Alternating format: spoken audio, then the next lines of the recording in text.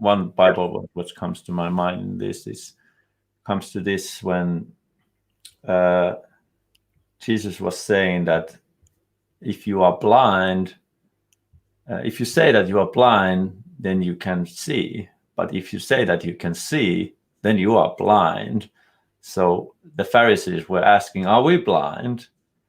So because you say you can see, your blindness remains. So it's like this one way of saying that hardened heart, because of their attitude, and with their heart attitude toward Jesus, they were not receiving the healing what they needed. Eyes opening, and also comes to this.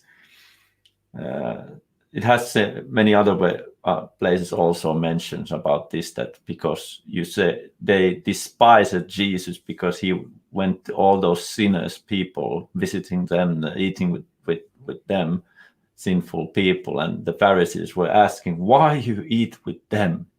Why you do that stuff with them? They are evil, wicked, sinful people. When Jesus said so well that those who are healed, those who are healthy, they don't need healer. But those who are like sick, they need healer. So actually it was saying that those who has a heart to receive, they get healed.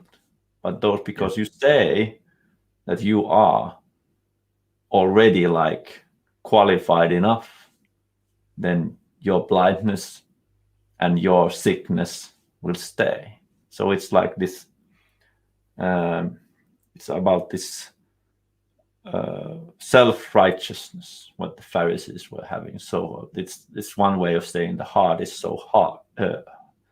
Hard. They're so blind to their blindness. Yes, they are like, they cannot receive the word, what God wants to tell them, because they are already so good. But should we are like asking ourselves, is my heart so hard I cannot receive what the God wants to say to me through everything what he's doing? That's a good question. Yes, continue. That was like my point. But that's a really good point.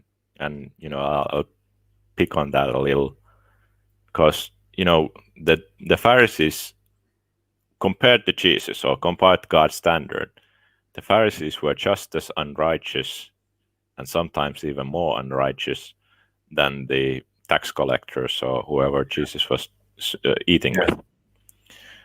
So they were basically in the same boat. They were sick when you use this metaphor of healer and sickness.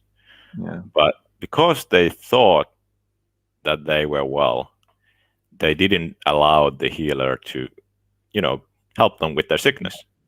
When compared to people who knew that they were messed up, and they were like, oh, finally someone comes to heal me, Yes. Finally someone gives me mercy. I messed up. I really messed up. Same thing with the parable of the prodigal son.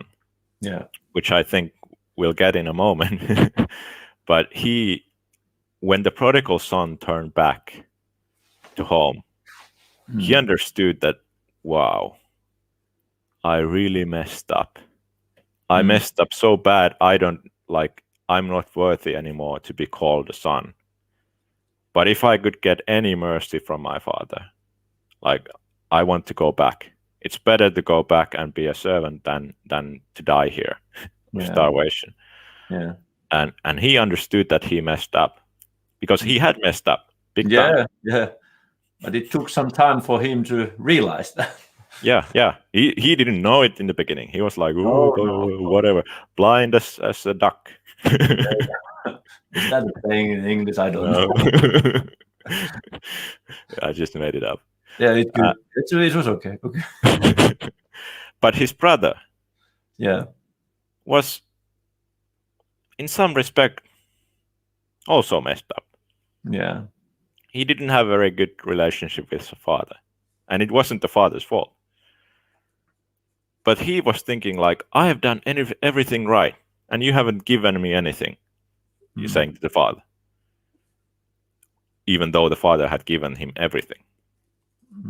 But he was like, he wasn't thankful because he didn't think he was forgiven anything. But we'll get back to that in a minute.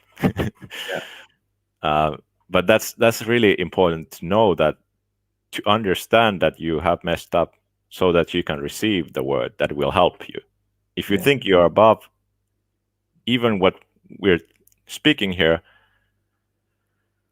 you're in a bad spot. You're like this servant. And that's like, it's just so sad when this happens.